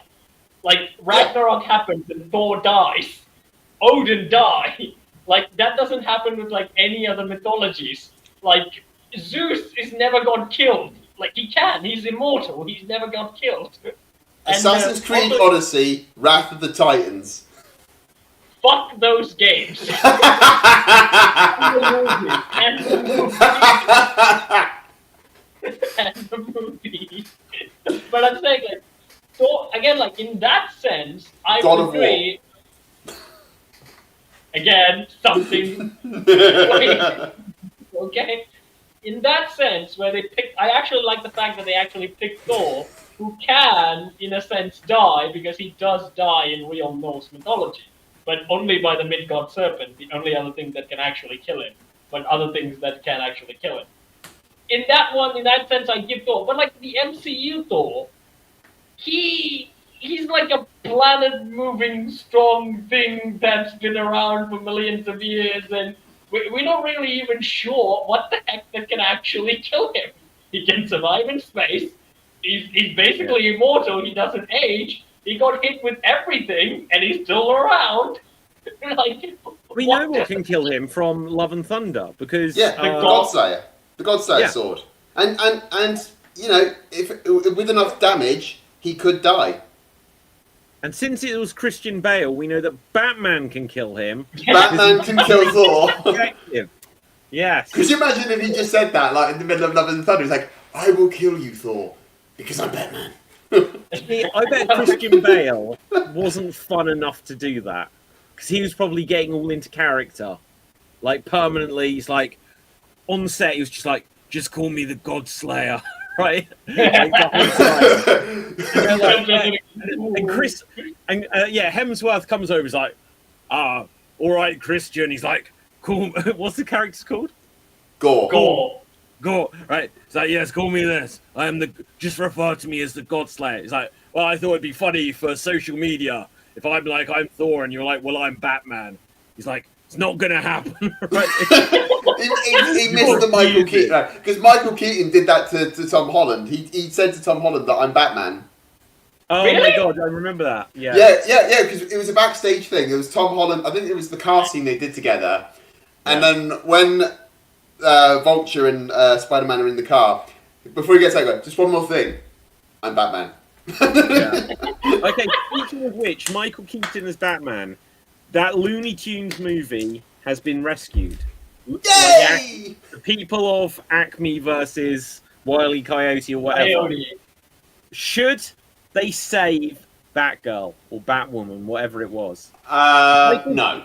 Just imagine. Look, okay, so look, something we haven't addressed here. I've put it in the title. Val Kilmer passed away. Yes. So, a Batman, that was, for me, that was the age I was when Batman Forever came out. Like, I was a fan of Batman anyway, but that was the first one where I was like, fully in it. Batman Forever, Two-Face, Jim Carrey the Riddler. I genuinely love that movie, right? And so, in a sense, even though I was already watching even Adam West Batman and Michael Keaton Batman, that was the contemporary Batman where I was really into it. And so, it's very sad hearing Val Kilmer has passed away. Rest in peace, Iceman. Yeah, absolutely. But when you think about it, just imagine, like, and hopefully it won't be for a very long time, when there's like, oh, something happens with Michael Keaton, no one lives forever, Yeah. But it's just like, oh yeah, he was Batman in 4 movies, and everyone will be like, well, no, there was 2 Batman films and Flash, that was it. And it's like, no, he was Batman in another movie. They just refused to show it to anyone. Oh. That's insane. That's insane. It doesn't matter. Because like, even as bad or whatever people thought of Flash, everyone agreed the best thing in it was seeing Michael Keaton as Batman again. Damn straight. Release it. It's not going to be that bad. I guarantee whatever Batwoman's like. I guarantee. Look, we had Catwoman. I with Halle feel Berry. like one of those big challenge. Catwoman with Halle Berry. Catwoman with Halle Berry.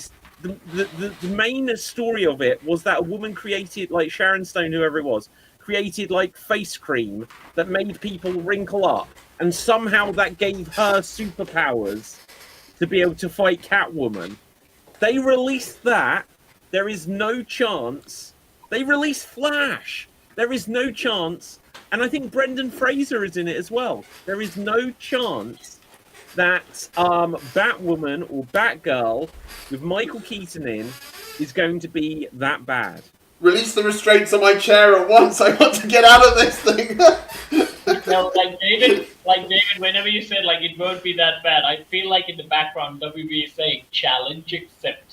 I mean, exactly. You've had that thing come out. What could be worse? You think a year and a half ago, before Flash came out, we were saying, Ezra Miller, he should be cancelled. And I was like, I just want to see the film first. Just let me see it once, right? I'll probably watch it again in the future. It wasn't the worst thing in the world. It was better than what everyone made me think it was going to be. It had the worst CGI Henry Cavill. He has announced it. Hey! It's been so long. Hang on, wait. Oh, it's behind you, Dave. I don't know. No, there I am. Yeah, he's just. We see it for a split second. I don't know how to get it at the front. Henry Cavill. Okay, here it is. Here it is. There we go. There he is. Yeah. Do you think we could CG my mustache out of Geek Battle at some point? I would love to. That digitally remove my beard. Yeah, let's do it. Yeah, but like, just release it. Let people judge it for themselves. And But you said like some of the stuff that you recently came out about Superman that means that it's going to be a bad film. What's that about? I think I was just saying that to be provocative. I'm not sure. What I expected. Who'd have thought that? I thought we'd have spent 10 minutes on the Nintendo Switch. We spent 40. We then spent another 40 minutes on Snow White. I could not have envisaged. There has been CinemaCon this week, and there's all kinds of announcements that I thought I'd be looking stuff up. They definitely had a whole thing. Okay, Warner Brothers teases Superman. Let's see what we've got here on the headline. Oh, it teases. Yeah, so let's see what we got here. Nice. That looks nice. James Gunn cast show off extended sneak peek that carries on from the trailer.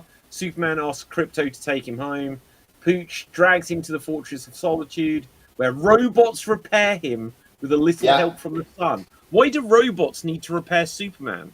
Oh, what are they called? They've got a name, haven't they? Cap. Do you remember from like the DC films? No, they've got a name. The I love it. What are The they called? Annihilator. The Annihilator. No, they're called. They have specific names. They're robots that are in the Fortress of Solitude. They have the solarium in the Fortress of Solitude. That does I know heal what they Superman. are. I know what they are. You know what I'm talking about. The guy with the yellow glasses. Yeah. His name was X. Was it? I don't know. I've got. Let me find it. Yeah, you find that. It's just the New 52 Superman Returns film, I think. They Yeah. had Cyborg Superman. Actually, does this make Nicholas Hoult sound any good? Nicholas Hoult, who plays Lex, blah blah blah, was asked what other DC character he'd want to play, to which he said, "Well, I auditioned for Batman and Superman, and I didn't get either of them." That doesn't make him sound good. Yeah, but like the Superman and Batman, they were going for like weird tech billionaire Jeff Bezos. No, not Jeff Bezos. They were going for Mark Zuckerberg instead of Jeff Bezos. That was their plan. They Eradicator. Yeah, Eradicator. Yeah. Yeah, but like I recently saw, how it should have ended. Batman and Superman react to the Avengers trailer, and they basically bring on this point. What if they kill off Krypto in this one? Oh no, you can't. You shouldn't ever. Can't kill the dog. Can't kill the dog. Yeah, you say that, but they do that in every fucking film. They of Like course. what? No, they don't. Name That one. Will Smith movie. Do they Yeah, kill the dog? Legend. What else? All the Yeller. That whole That's point of different. The Krypto is not going to get rabies. Yeah. I'm just saying. I know that James Gunn likes to play with emotional heartstrings. Again, this was not even my original thought. This was a thought brought out by the How It Should Have Ended guys, where Batman says, "You should really be careful about Krypto. You know what James Gunn does to furry little animals." Krypto's not gonna die, like you just exactly said. But what if you want as a gut punch? Can you imagine the film Cujo redone with Krypto the Superdog? That'd be cool. That'd Okay, be so look up here. So James Gunn is saying that Superman is 100% a James Gunn movie. Well, I just pray. What does that mean? Well, I hope it's Guardians of the Galaxy and not Suicide Squad. No, I hope it's not Guardians of the Galaxy. No, Guardians of the Galaxy does not work with the character of Superman. They are broken No, people. I just mean that's a good film, and Suicide Squad was dog shit. Krypto's dog Again, shit. Yeah. The thing with like James Gunn, right? James Gunn's style of filmmaking, I don't think it still fits with Superman. He has to show us a very new, different James Gunn. Because think about the Peacemaker TV show and make that connect to Superman. How weird that will be with Superman. Oh, I couldn't finish Peacemaker. It was god awful. I never watched it. I don't think Peacemaker is awful. I think it's fine on its own. But I'm saying that type of storytelling is what James Gunn does. I don't think it still works with a stoic character like Superman. But for a while, we've seen in the trailer he's being a little bit more emotionally mature. So I'm guessing he would be like the classic Christopher Reeve Superman. I'm hoping. But I'm telling you, like, from what we've seen of James Gunn, if he does what he does in his old films, Superman will not be good. He has to change his style when he's doing Superman. Like, I think the trailer stuff that he showed was fine. Like, if he still keeps that tone, the film will be fine. Well, it's like with a Superman film has to be light-hearted, but have those little dark moments, like not full-on dark moments. It's got to have Superman questioning sort of thing, like those sort of dark moments, but nothing to the level of something like Batman. It's not going to go full-on long Halloween dark storytelling. It's still got to be light-hearted when it's with Superman. It's got to be hopeful. Exactly. It's just like copy any Superman, like any, like not any, like I think like for Christopher Reeve, I think like I like the first Superman film. So copy the first Superman film, or like most of the animated film that came out on Superman, and also the '90s Superman show. I still think it's like the best Superman ever. So do that. Yeah. Okay, guys, we're gonna have to begin to wrap things up soon. I'm just seeing if there's any other late breaking news. Apparently, The Simpsons, Family Guy, and American Dad and Bob's Burgers getting multi-season, each been renewed for another 4 seasons. Do you know, guys, I love The Simpsons, but I haven't watched it regularly in many years. And I've watched old ones a lot, and occasionally I've seen a new one. But I think it was because there was this thing a few months ago about, oh, Marge's voice sounds wrong. And so I watched a new episode. Marge sounds wrong. Mr. Burns genuinely sounds 104 now. It doesn't work anymore. Like the humor hasn't worked in The Simpsons in the last 20 years like it did in the first 10. And it's just because it's not as good a humor as what it used to be. No. Right. I don't think the animation's as good, but I think they should actually have a plan to wrap up The Simpsons, or they need to recast it, and that's horrible to say, but it doesn't have any energy. That it needs new writers, it needs a new take. It's hanging on to what it was. Why don't they just bring back Conan O'Brien? I know that he was one of the original writers of Simpsons. I liked it when he was a writer, so I can't say which episodes he wrote. It was so good in the early days, and it still holds up. Bring back Conan O'Brien. I went to say Conan the Barbarian. Bring back Conan the Barbarian to Simpsons. Yeah. I'd say it's a fundamental problem with. I haven't seen Bob's Burgers, so I can't really comment on it. But for like Family Guy, American Dad, and The Simpsons, I would say that every storyline, especially Family Guy, is so repetitive now. It's like they're just going. Yeah.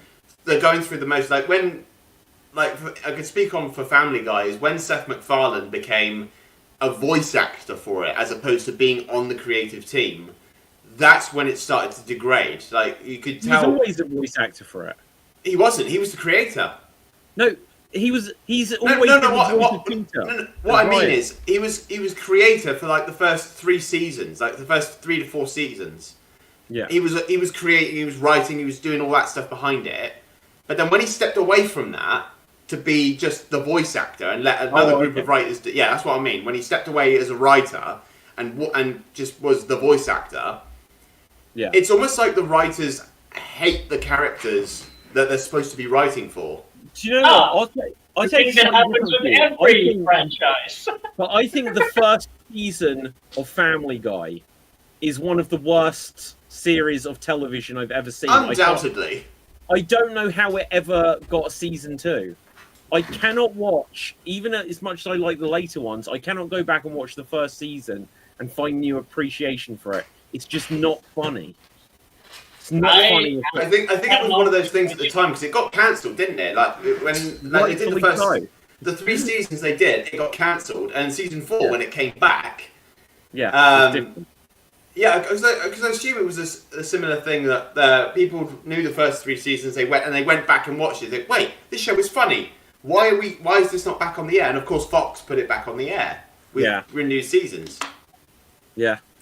Right, I would go on. say Okay. I would not say like I've not seen any of those shows, so I can't really comment on them.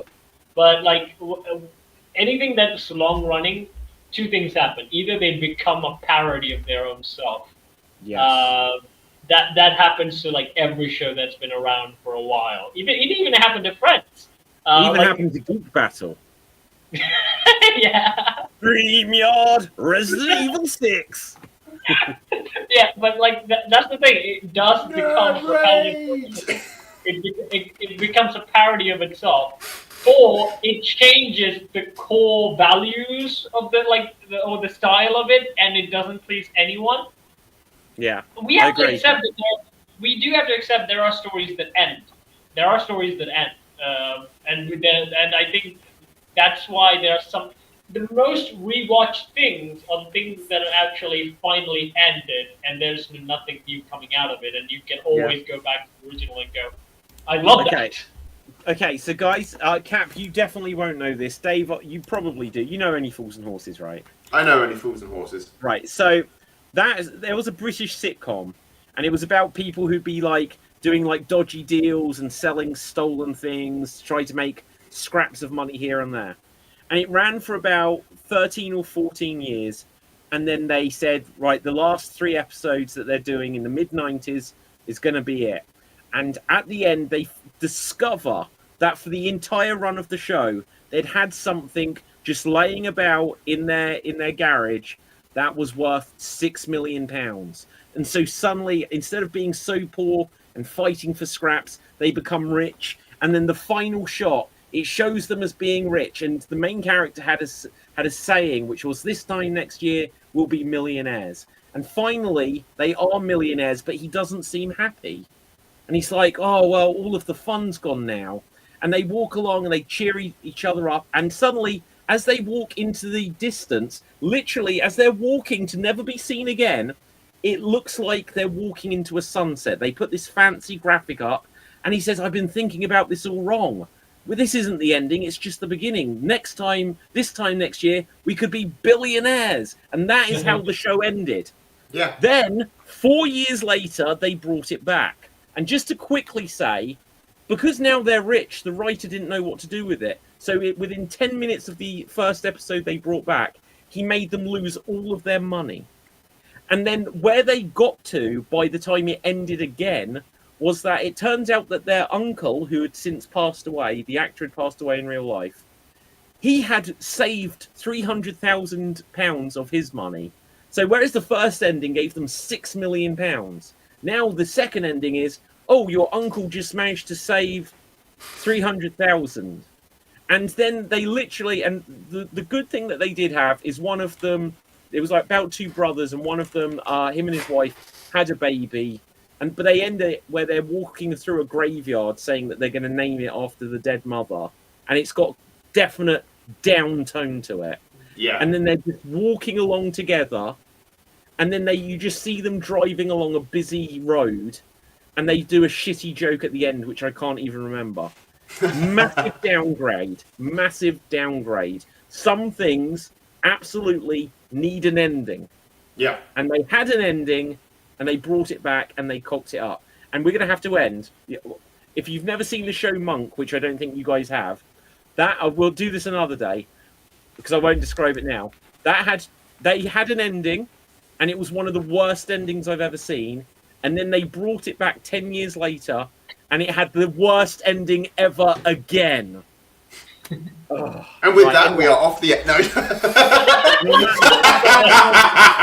On social media. Dave, where can the people find you?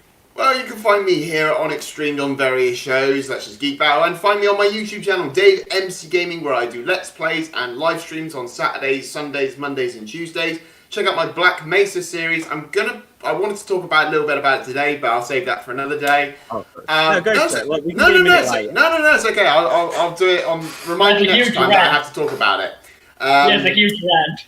It's not a huge rant. It's fine. But yeah, go and check out the links to my Discord server and to my gaming shop. Currently on my gaming shop is 20% off on all my merch and 4 brand new designs, such as I promise to be on my pest behavior. And wait a minute, I'm sorting my inventory. So please go and check out my merch and my YouTube channel. Okay, Cap.